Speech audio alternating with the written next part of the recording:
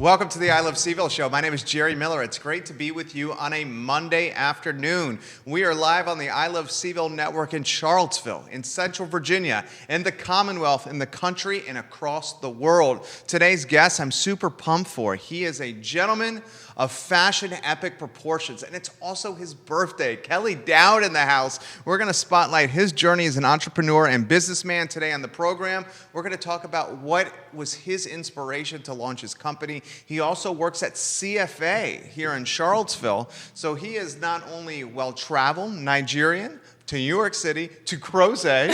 He's also got a business mind. He's also got a creative mind, the type of guest we love to spotlight on today's program. Get involved with the show by leaving your commentary, your perspective, by liking it and sharing it on any of the 12 Facebook pages you're watching the program on, and we will pass along the positive energy to Kelly on his birthday. Before we welcome him to the show, we'll thank some of the folks that make the program possible. We'll give some love to one of our favorite clients. We are an advertising agency, one of our favorites, Interstate Pest and Service Companies. We manage all aspects of their brand: print, radio, TV, social, digital, photography, videography. Any aspect originates on the first and second floor of the Macklin building.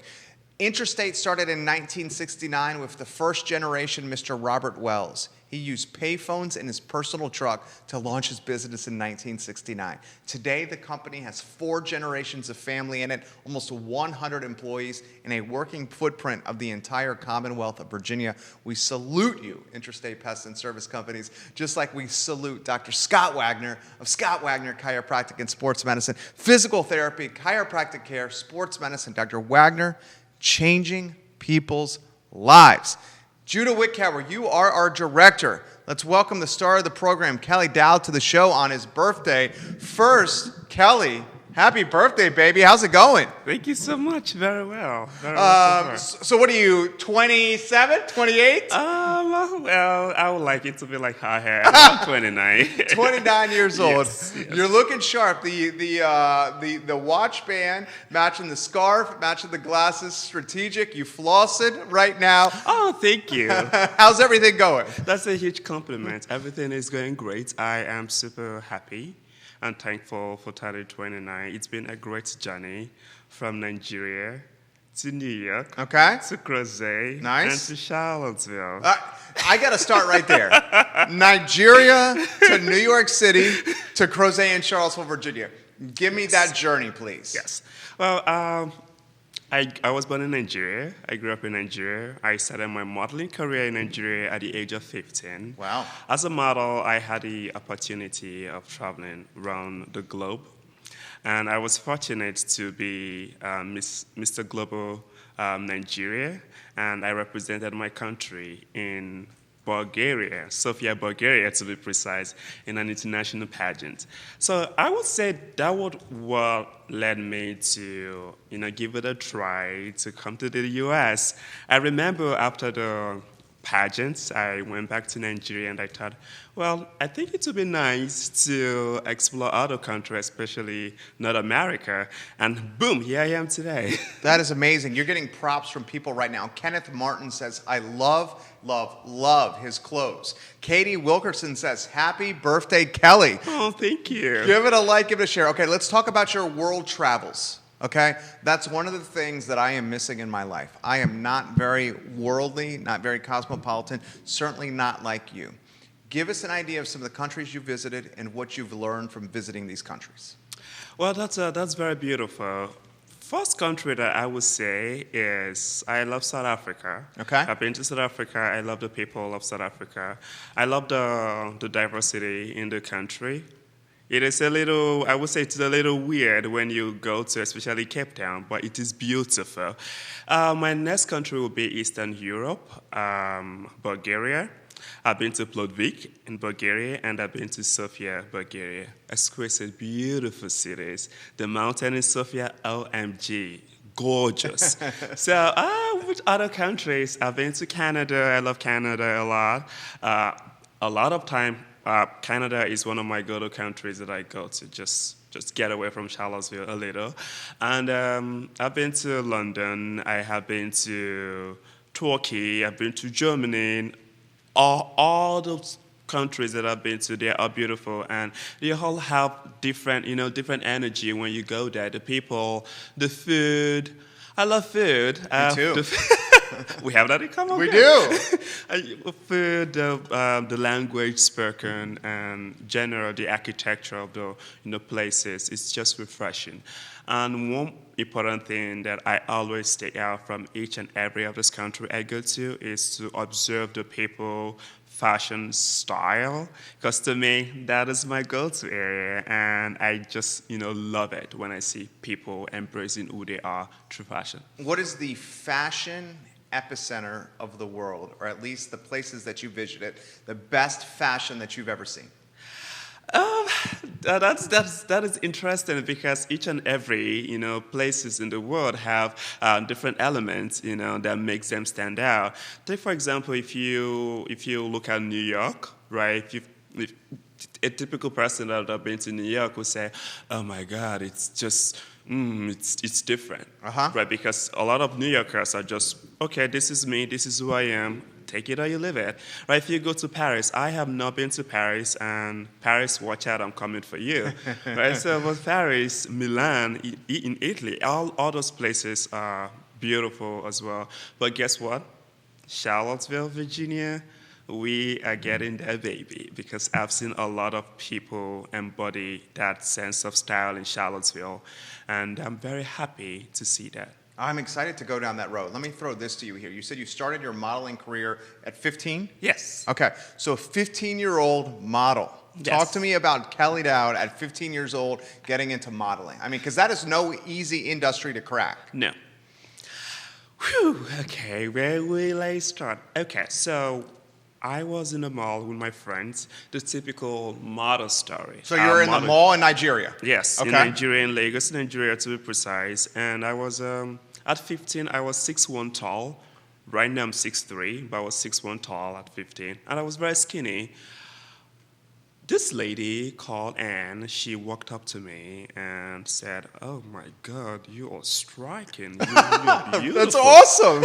Yeah, I thought maybe she was talking to my friend, because my friend was as well.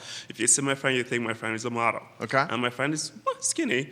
So I looked at my friend and was like, yeah, you see, everybody love you. You are beautiful. You be a model. She was like, "No, sweetie, I'm talking to you." I was like, "Oh, me? Really?" I looked back, "Oh, me?" She said, "You're beautiful. You have a sense of style that I have not seen before. It is just special. Okay. It is androgynous." And honestly, I didn't know what the word androgynous meant. I don't know what that means. Educate me, please. Yeah. So androgynous is, when you have this style that is very fluid. If you look at it, you'll be like, it's kind of masculine, it's kind of feminine, but it is very tasteful. Just like a perfect example with Prince. Prince happens to be an androgynous artist. The way he performs, the way he dresses on stage, the makeup, everything. That's what being androgynous is all about. Okay. So that was then when she said that word. I was like, okay. Then she asked me, "Are you a model?" I said to her, "No. And as a matter of fact, I don't want to be a model."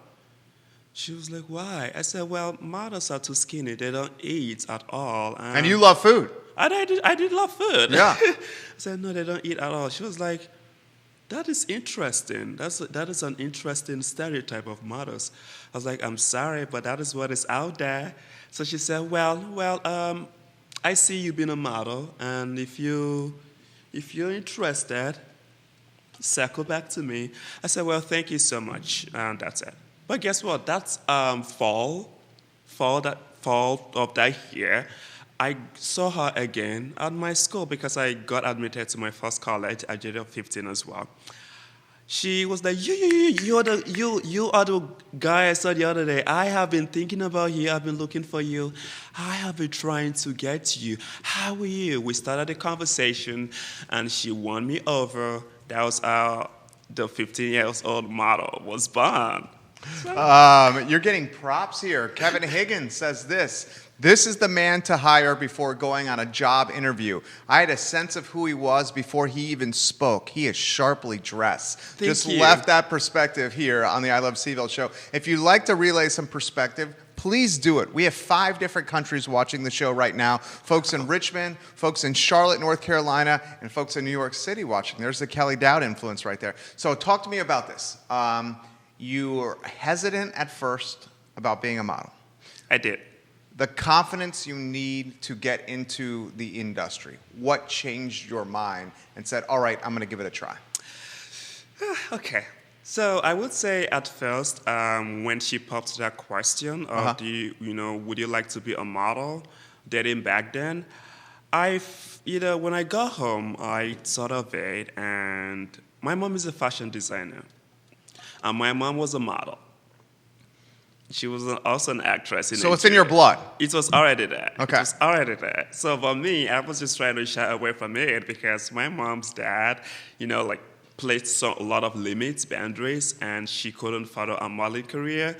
But at that point, when I had, the retrospect of all this, I said to myself, okay, you know what? I think I will embrace this, and I will be a model for my mom because my mom have done a lot for me. So my mom actually happens to be a part of this, but she didn't know till today that she happens to be one of my greatest inspiration of being a model. Wow. No. She didn't know.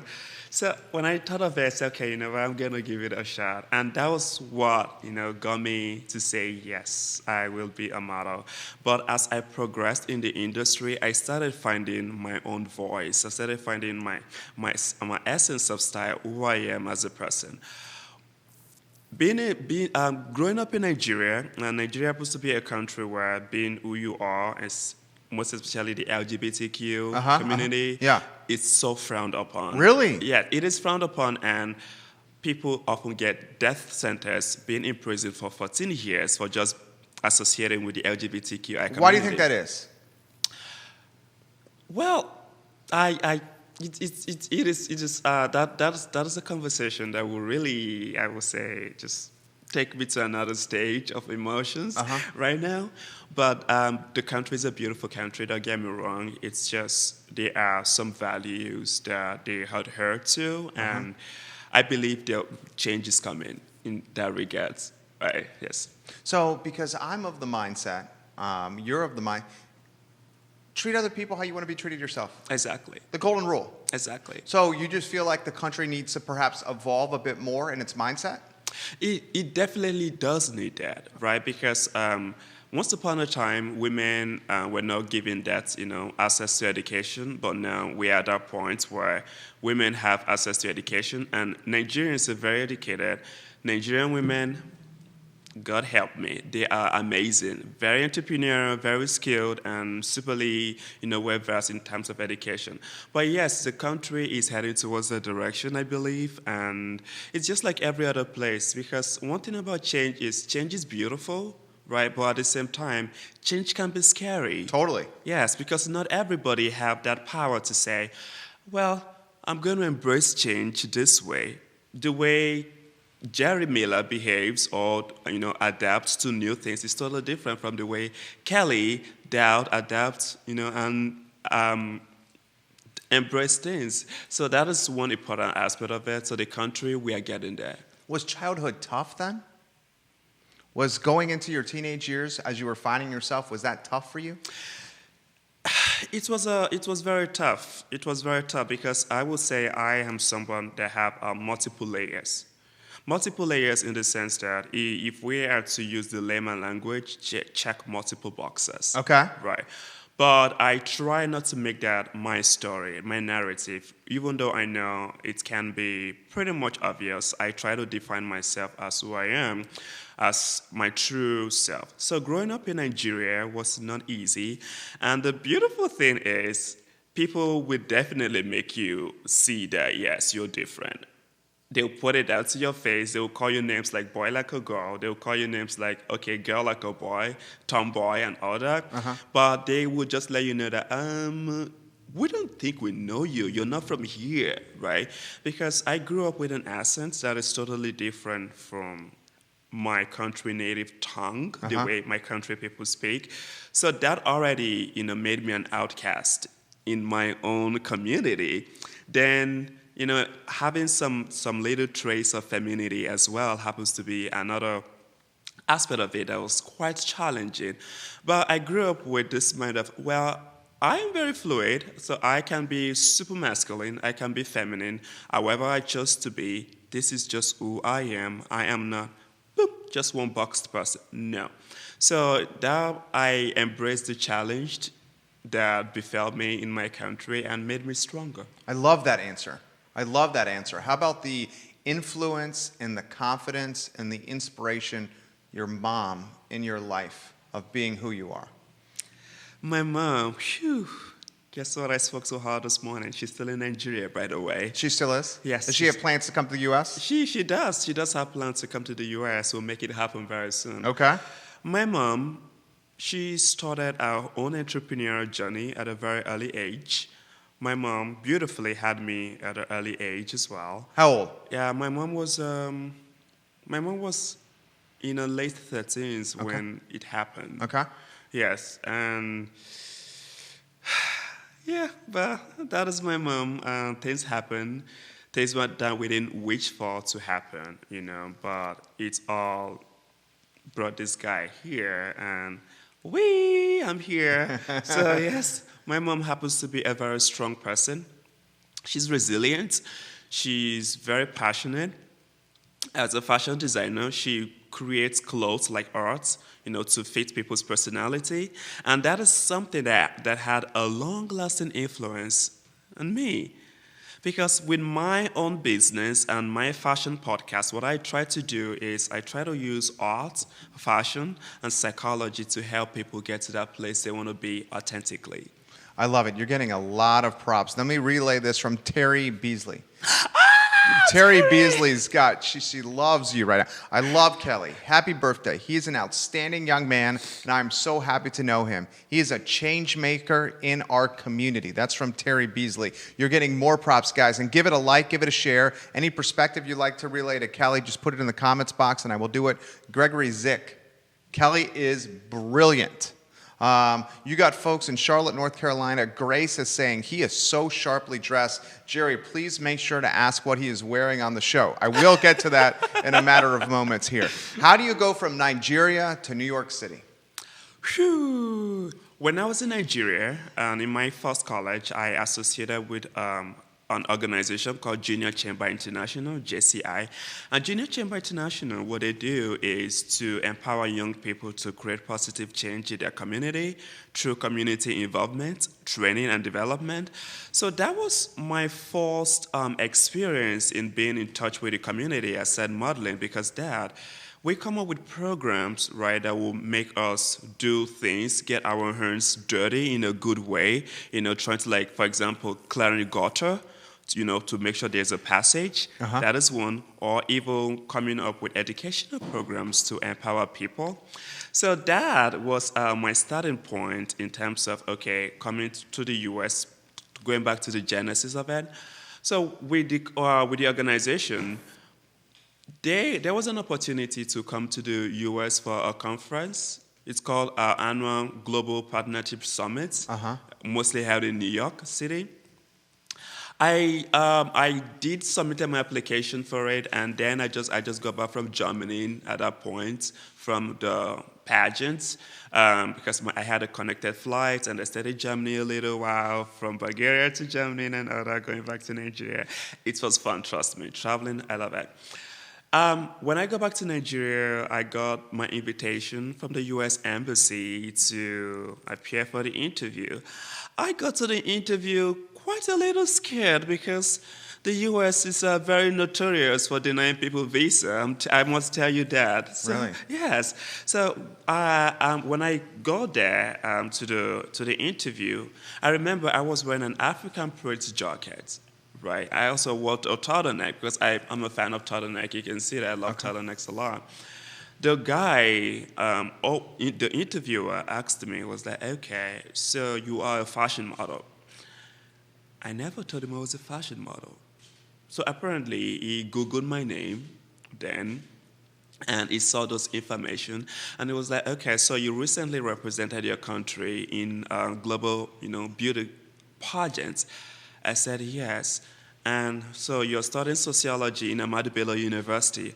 I was like, yes. So I was forced to ask him, how do you know all this? He said, well, I have it on my screen. I said, that is so funny. That is so kind of you. So we joked a little about it, and he asked me, why do you want to go to the U.S.? I remember my answer vividly well. I said to him, well, I think, the U.S. is a place where people tend to be who they are, be yourself. That is one thing about the United States, especially New York. And yes, I will be representing my school in this Global Partnerships Summit in New York City. So I said, well, honestly, I am convinced. Welcome to the United States of America. I was like, really? That's it? In less than 5 minutes? Yes. That's amazing. Yes, in less than 5 minutes.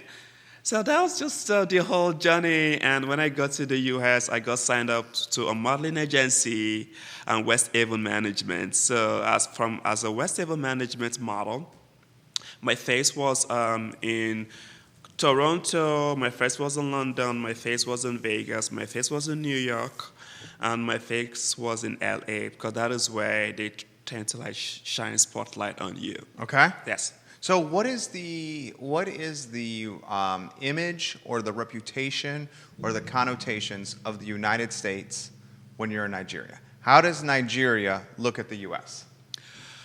Jerry, that's an amazing question. Whew. Nigerians in general, the first thing that comes to their mind when they think of the United States of America is the country that is flowing with milk and honey. One.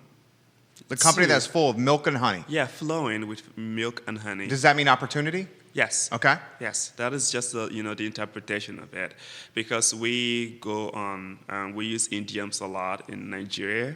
Yeah. So and again, Nigerians will tell you, and what the media showed us about the U.S. in Nigeria is gorgeous. It's so beautiful. They show us New York, they show us L.A. We see the American movies. We're like, oh, I just want to be in this place. I just want to see. So to me, I would say the United States have that great reputation as a world power of, accepting people and giving people the opportunity to be who they are and to be their authentic self. So I would say that is the reputation the United States have. But adversely, I would say, since I've been here, I have seen a difference. I've seen it differently in terms of the United States shed light on countries like Nigeria and other African countries. Because when you're in Africa, mostly West Africa, you are seeing the United States as this is a place to go, full of opportunity, a place that when you go there, you achieve your dreams, you will metamorphosize and just blow up into a beautiful cocoon. Now, it gives you the opportunity to be who you want to be, and they show you the beautiful things about the country. But here, they show you, right, when it comes to images of Africa, they show you how people in Africa are suffering. They show you how disease are infested in communities in Africa, how people in Africa are dying of hunger, which is very sad because it is hard and it is very rare for you to see medias in the U.S. portraying African countries as beautiful, or they're beautiful places in South Africa, in Nigeria, in Ghana, in Kenya, in Ethiopia that you can go and have a fantastic time without havocs.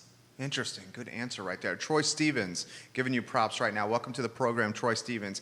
Kim Pinello, I absolutely love you, Kelly Dowd. You're doing a great job in the program, she says.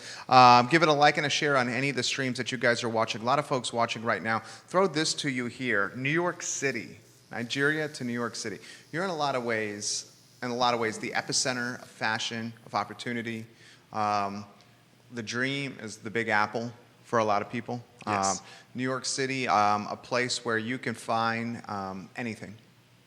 I agree with you, anything. New York City, what age you are, how's your mindset here? You're going from Nigeria to New York City, what's going on? So my mindset right now, right, if I am to pull on my heart for you to see, you will see I have this this wild range, of emotions go like pow, pow, pow, pow, pow, pow, pow. Yeah, because it is just mind-blowing. I was in New York recently, and I was looking for, I went there with my friend, Sean Barclay. Sean Barclay happens to be a sales and marketing expert in Charlottesville here. It's someone you really like to meet as well. He's amazing. Okay. So I was with Sean in New York City, and I went there for an inspiration. I just want to get more inspired, for my business and for myself, because as someone that tends to be very intuitive and creative, I look for avenues and opportunity that will make me to keep blowing up like boom, boom, boom. When I got there, I at some point felt a little lost. That was dating back to 3 weeks ago. I felt a little lost because I was like, what is going on? I feel like dancing, I feel like seeing stuff, but the weather is not giving us the permission to see all that gorgeous stuff. Then, one of the nights, I and Sean were just walking, trying to have a conversation, and we stumbled on a store it's a fashion store, and guess what? I believe the people that owns the fashion store, they make their own clothes in-house. It was mind-blowing. It was amazing. I was flabbergasted. There is no other words I can use to describe the elegancy and the creativity I saw in that store. It's like, wow, this is the reason why I came to New York. So that's your aha moment. Yes, that was my aha moment. It's like, this is the reason why I came to New York. This is it. It was just beautiful. And guess what? My podcast, Fashion Utopia, right? And when you think of the word utopia, you're thinking about that, beautiful place that is just perfect. It's like it's your design. It's a place that really fits your aesthetic, that fits the person that you are. When I saw that, I was like, oh my God, because the clothes, right, the designs are very artistic. They are very future forward. Yes, they're like you are in space. Yeah, so that was just my aha moment. And that's one of the reasons why I love New York, because New York really drives out that creativity in you. Just brings this that, come out here. People need to see you. When you're in New York City here, how long do you think it took for you to gain traction or feel like this was home? Or did you feel it right away? I did feel right away. You did? I did feel right away. I remember I came in through Jeff Kennedy, JFK, and immediately I opened the door, right, to just walking into the city. So you go into the airport, you walk into the city. Yes. I was like, oh my God, this is home. Yeah. I felt that. that this is home. Frankly speaking, I felt like I was really in Lagos state as well, because Lagos used to be the former capital city of Nigeria, but now it's the commercial area of the country, because that is where you have a lot of the entertainment, and big commerce of the country. I felt I was in Lagos city because Lagos is beautiful. Lagos, you see a lot of amazing architecture, especially in the city. Don't get me wrong, there are places that you don't even want to go because you're like, this is not cute at all. But just like New York City as well. Sure. Yeah, just like everywhere. Anywhere. Exactly. Yeah. Right, so when I saw that, I was like, oh, this is it. This is it. You see people that are just so real. And one thing about New York is a lot of people, they'll tell you, I don't care.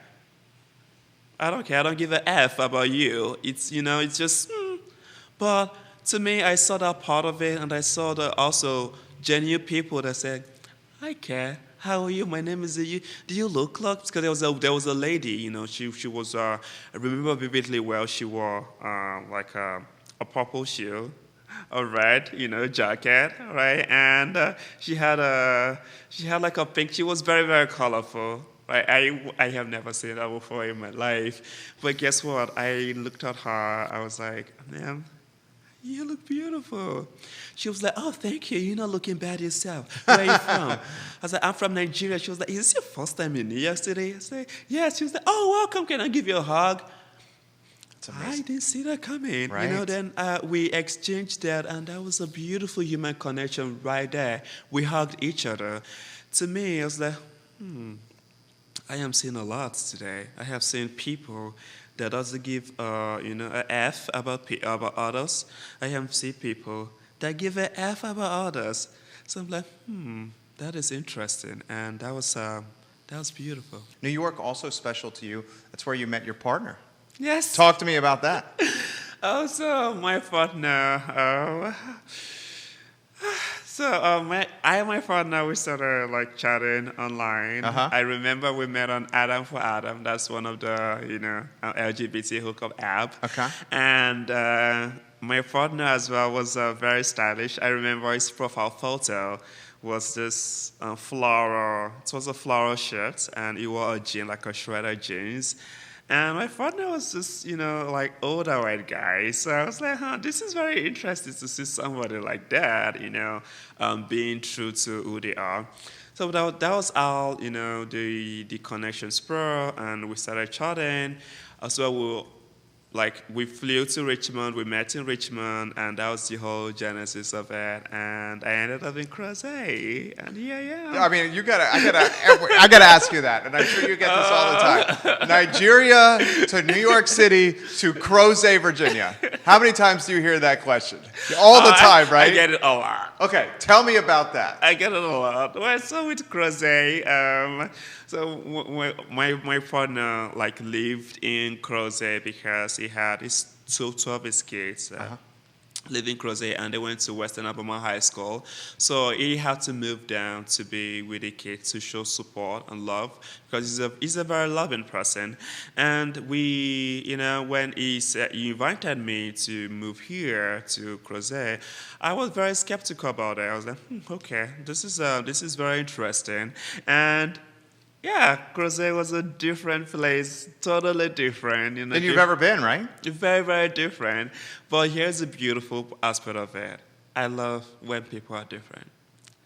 I love it when I'm in a different place, when I'm experiencing differences, that diversity of culture, diversity of people, and diversity of language. The most surprising thing to me is you had people, from other countries as well, internationals that live in Crozet. So I didn't feel like I was the only international in Crozet, and definitely not. So that was just it. So when my relationship with my partner, ended, and already then I was working with CFA Institute. It's a great credentialing organization and a great place to work. So I decided to move to Charlottesville because I was contemplating, should I move to Washington, D.C., or should I move back to New York? What should my goal be? Then I felt, well, I am with this company that I really like so much. CFA? Yes, CFA Institute, just right here, not far from, where your studio is. So I felt this is a company with great culture that I really like to be a part of. And I decided to say, you know what, I'm going to stay in Charlottesville and give it my all, and try to make things work out. And gladly, things are working out, and staying in Charlottesville has given birth to my company, the Aima Image Consulting, LLC, and also given birth to the media section of my company, which is Fashion Utopia. We're going to get into that. Let me relay some of the kind words that are coming in. So Grace, is it Fiesel? Am I saying her name right? She says you are an absolutely spectacular human being. Thank you, Grace. Help me say her name right there. Oh my God! She's watching in Nigeria. Oh my God! She's Folakemi Olajiga. Watching in Nigeria, giving you some love and some support. She was so if you remember, I mentioned this organization when I was in college, Junior Chamber International. So she happens to be like a senior member of the organization. Yes, and she was my mentor in the organization, and she was I'll call it my organizational mom. Yeah, Folakemi Olajiga, she's an inspiration, and she's someone that really made me believe in who I am as a person as well. So there are a lot of people that made this person, and I am forever grateful, to their impact in my life. I love it. Give it a like, give it a share. If you'd like to pass some commentary on to Kelly, just put it in the comment section. I'm happy to do it. So you're in Crozet to Charlottesville. You're working for CFA Institute. Yes. One of the best companies in the area. Yes. CFA's Institute is stellar. Yes. Its reputation. Yes. you decide to move to Charlottesville from Crozet. Yes. Talk to me about where you are at that point of your life. What's going through the mind? What's going through the heart and the soul? What's going through Kelly Dowd at that point? That was an interesting part of my life. Okay. That was an interesting stage that was a whole lot of self-discovery going on, rediscovery, I'll put it that way. Okay. Going on. And, How so?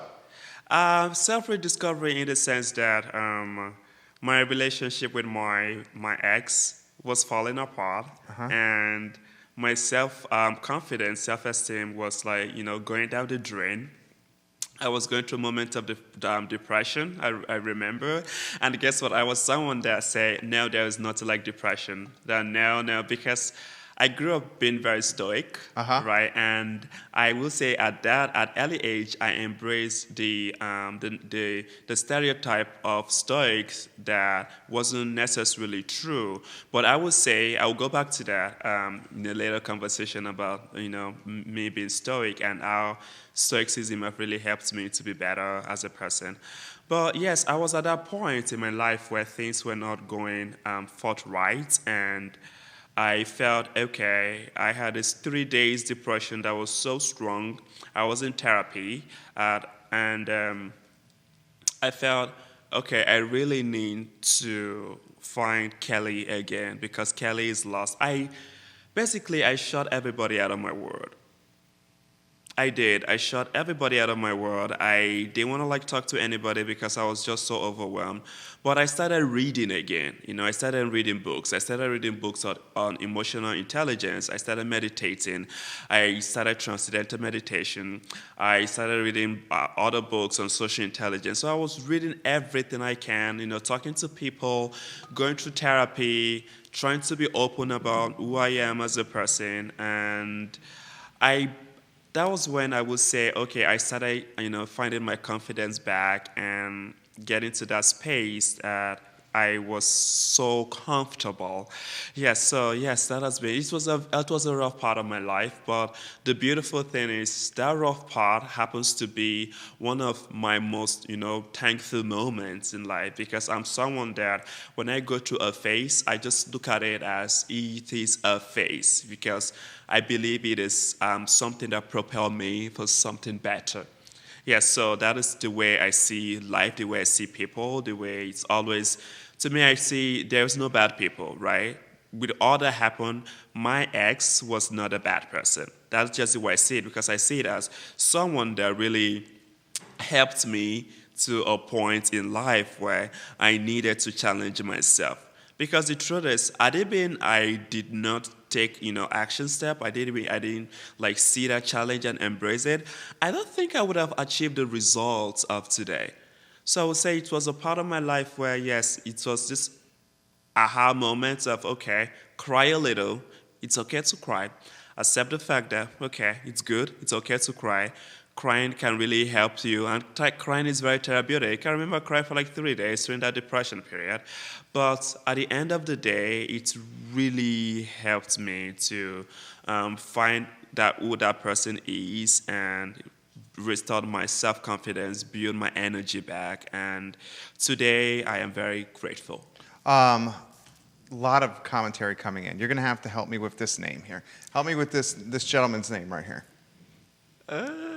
That is Ahmed Adefemi Falade. Okay. He's watching right now, and he says, I am so proud of your success story. Thank you. Where is he watching?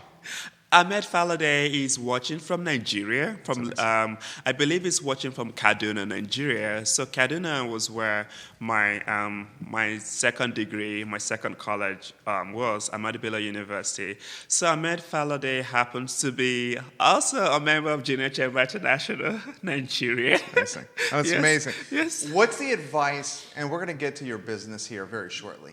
What is the advice or the perspective that you can relay to 4 states now, in 3 different countries, about this tough time of your life, finding who you are, climbing out of it, and becoming the best version of yourself? One thing I tell people is, embracing change is not easy. Amen. Self-actualization actually is very scary because you will have to be well settled, like within yourself, find that inner peace, think about everything, like capture the whole moment of your life. Some people, it is very easy. It is so quick to do that, but a lot of people, no, it's not easy. Again, we are different, and being different is wonderful. Amen. Thank you.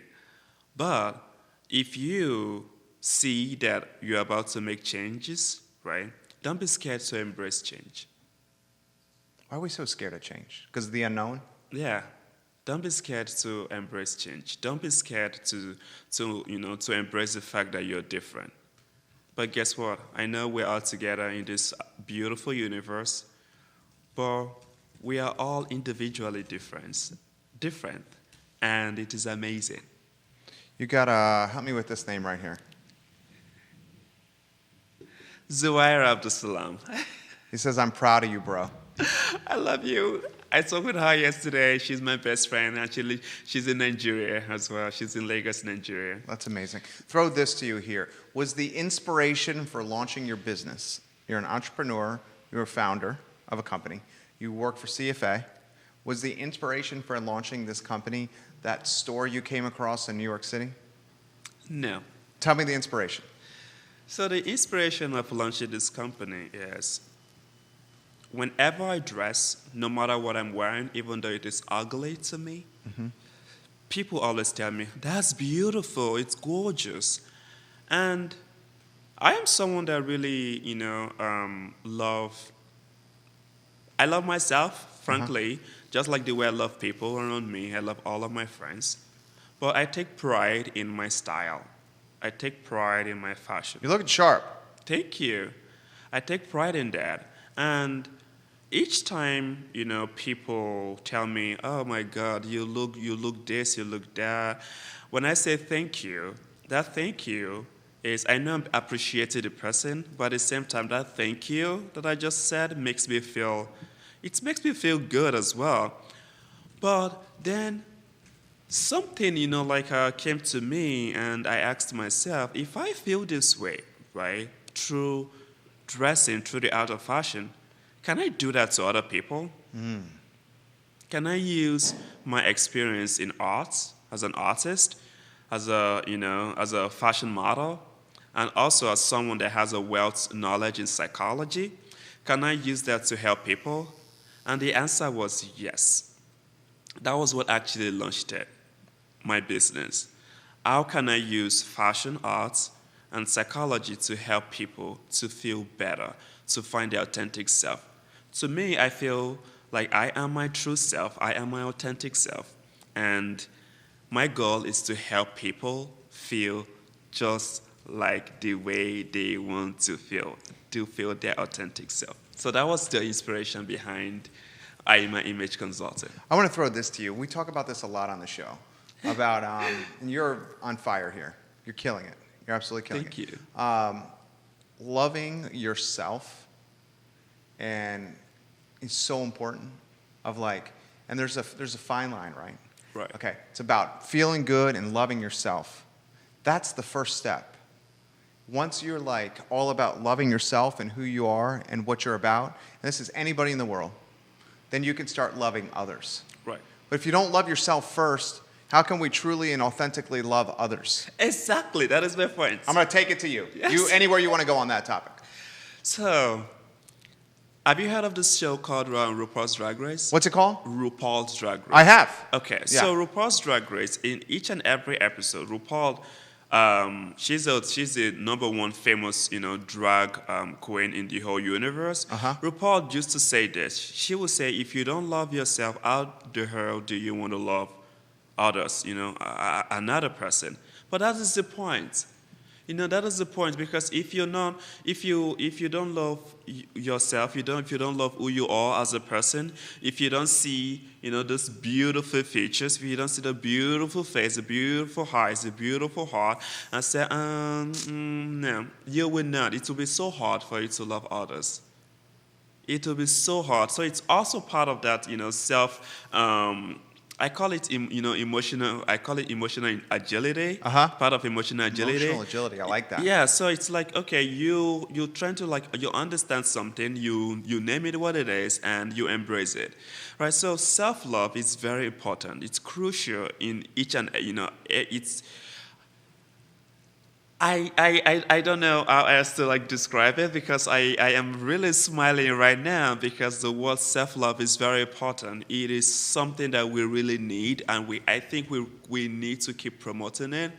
That you individuals out there, you need to love yourself. You need to appreciate that beautiful person. That person that you see, when you look at a mirror, right? It's gorgeous. It's beautiful. There's a whole lot of creativity in that person. You need to love that person. And if you can love that person, you will see the creativity in others. You will see the beautiful mind in others, and you will love others. This message from Kim. Kelly is full of sunshine and beauty and inspiration. When you meet him, you walk away a better person just from knowing him. That is quite a statement right there. Thank you, Kim. Throw your background in psychology, background in, you openly have said you've gone to therapy. Yes.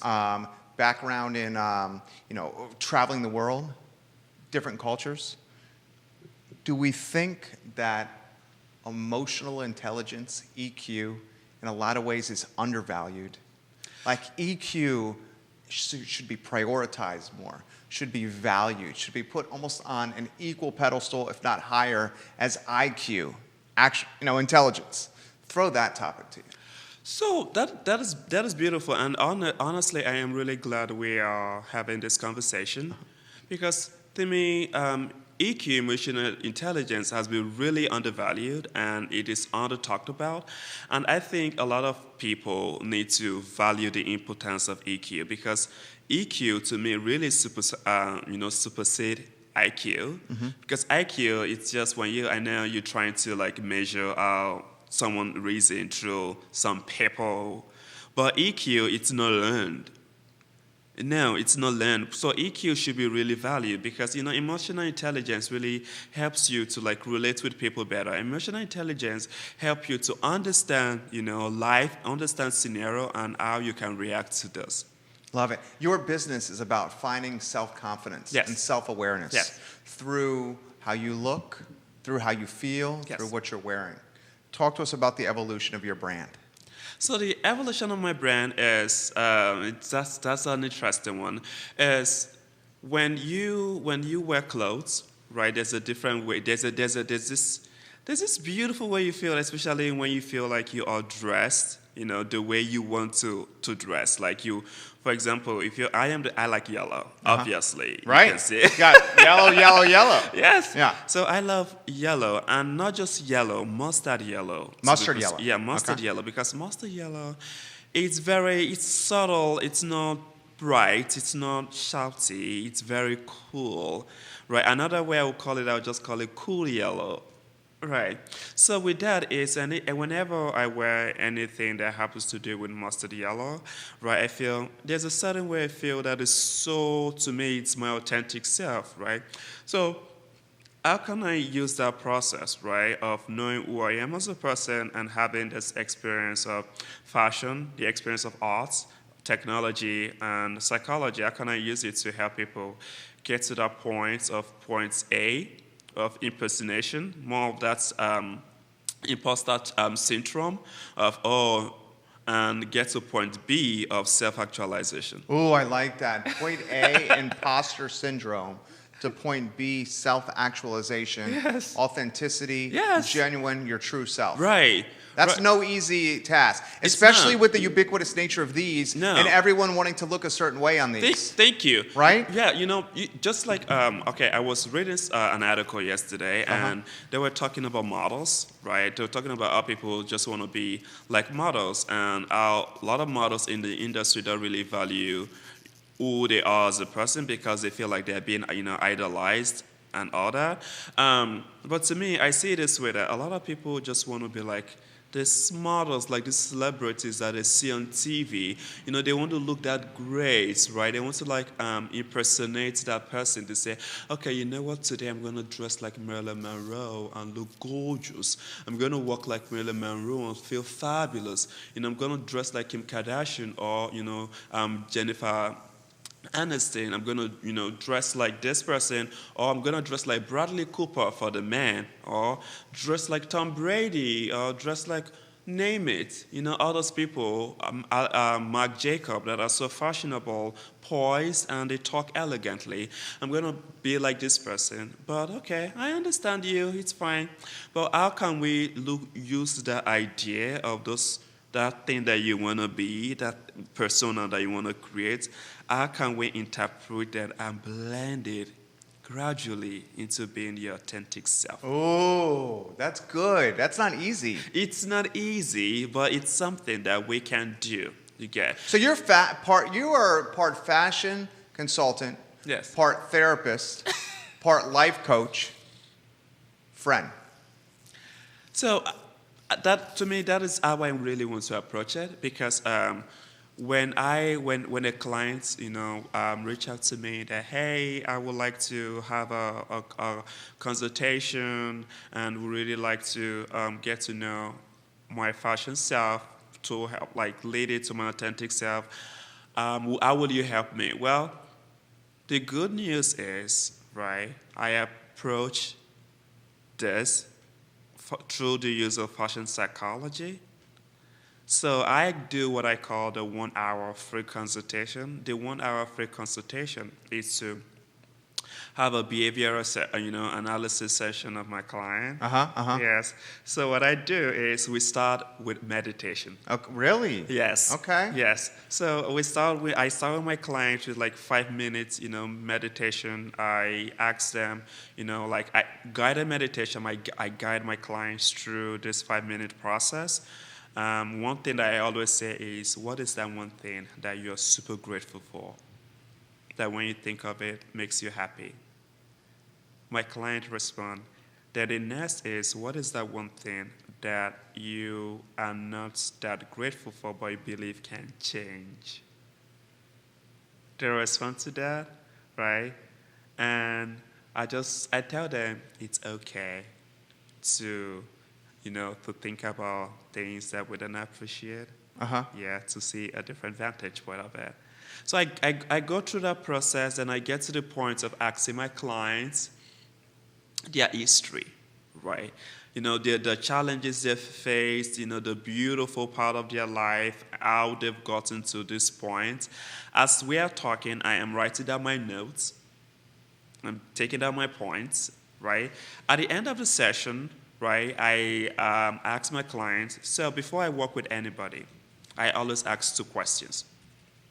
Number 1, are you mentally ready to implement all these changes? Number 2, are you financially ready? Do you have the resources to also implement these changes? Right. So those 2 questions are very, very important, because you need this and you need this. You must be ready with the 2. But sometimes I stretch it further, because I believe in sustainability and repurposing a lot. So the first goal for me is I try to use what my clients have, their immediate resources, the resources at hand that my client. So I use that before I make recommendation. Oh no, we need to shop for this, or we need to do this, we need to do that. So the first thing is, what do you have in your closet? Because I believe you have a lot in your closet. We just have to find the right thing to put on you. So that is the whole process of, the whole 1 hour free consultation. But at the end of the consultation, before the end of the day, I send my clients what I call the fashion behavioral analysis report. Fashion behavior analysis report. I love that. Okay. Yes. So I need to trademark that, actually. Yeah, you should. That's good. Yeah, so I call it the fashion behavioral analysis report, in the sense that I tell my clients what I think of them, and they have the rights to refute it or correct me. Right. Then we talked about their sense of style. We talk about the kind of colors they like. We talk about if they're the kind of people that love pattern, what kind of pattern do they like? Okay. So with that makes my work more easier, right? So when we go shopping or we are working with the available resources that they have, that is the clothes in their closet, it is super easy. I know, okay, this is what will work, and this will not work. This, you're throwing it out. And before we throw any cloth out is, okay, would you like to repurpose this clothes? We can repurpose it and make it something different. I can teach you how to do that. And also we can recycle, just donate these clothes for other people that don't have, can wear it. Because one thing that doesn't work for you might work super well for another person. Right. Yes. Margaret Matthews watching. She says, we just love him. Will you, Vanderlyn, welcome to the program. Give it a like, give it a share. Today's Kelly's birthday as well. So give me a success story. You don't have to name names. Give me a tangible success story. You've worked along someone start to finish. So this is very recent because I've worked with a whole lot of people, but one that really touched my heart is, we had the 5-minute meditation. I felt my client's energy immediately. It was contagious. I felt it, and when I sent in the behavior analysis report, my client said this is absolutely true because I captured each and everything. Then when we had the main walk, right, we got this beautiful dress. It's a jumpsuit, and this client already, she knows who she is. It's a beautiful jumpsuit, and she had this beautiful coat that's kind of the colors are very subtle and they really blend two different colors, but these are the colors that when my client says, she's already super happy. She's kind of she's exuberant. You see it. So I would say that's one of my greatest success stories, because one thing that matters to me is seeing my client happy. And seeing my client feeling that this is authentic. This is who I am. This is who I am. This clothes really embodies me. I feel great. I can walk into anywhere and say, hey, excuse me, I am here to stay. Thank you so much. What is your name? So, yes, that is, I would say that's one of my success stories, because my client, after the whole styling session and wardrobe organizing, trying to we recycled some things, and my client felt great about it.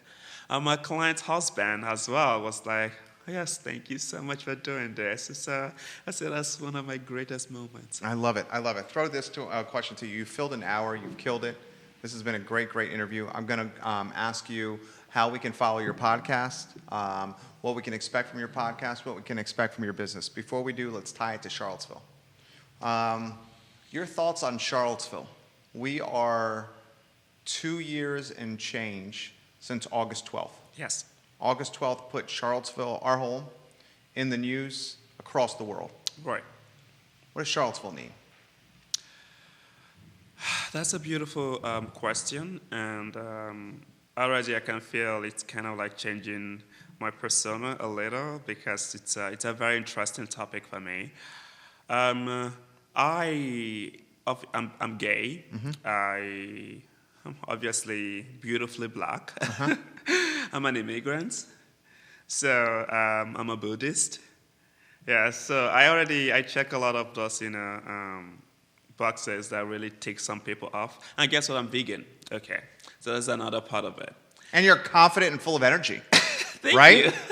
Yes, So with that, right, there are a lot of people that I would say don't welcome such ideologies of those categories of people. But Charlottesville happens to be a place where I would say, at the beginning, right, when that incident happened, I remember I was on set shooting in Washington, D.C. I was having a photo shoot, working with a client, and we had to stop because it was live. We're seeing everything on the news. I was, perplexed. I was sad, and I said, oh, wow, okay, this is a whole lot. Do I want to go back to Charlottesville, or do I want to just, go back and just, or not even go back at all? I asked myself all those questions right there on the spot. I had to tell my, my client that, hey, I'm sorry, I cannot do this shoot. But something told me, you know what, no, don't do that. You're a professional. Do your job and deal with your emotions later. I embraced it. I did my job. We had a wonderful photo shoot. I went back to Charlottesville. I knew because of that I was sad, but I said to myself, Charlottesville, we have a lot of work to do, and I am not going anywhere. I want to be part of the change.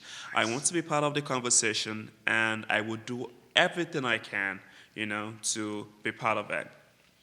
So I remember I signed up for Uber and Lyft just because of this, being part of the conversation.